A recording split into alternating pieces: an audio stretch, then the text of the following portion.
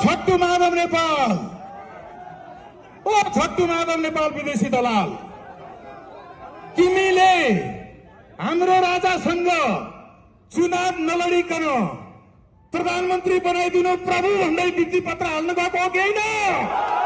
ओ छट्टु माधव नेपाल, जे भनेर पनि जनता झुक्याउन सकिन्छ सबै। तिम्रा युग गए, पढे लेखेको पुस्ता आइसक्यो। तिम्रा युग गए, अब पढे लेखेको पुस्ताले के ल्याउँछ? राजा ल्याउँछ, हत्याराहरू होइन, आतंकवादीहरू होइन, देशलाई माया गरेर ल्याउँछ।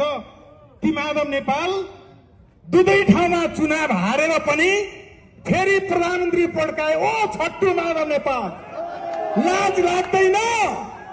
घिन छैन? कति ढाक्न सक्छौ? अब स्वागत नेपालहरू आइसकेका छन्, जनतालाई एक एक अक्षर बुझाउँछन्।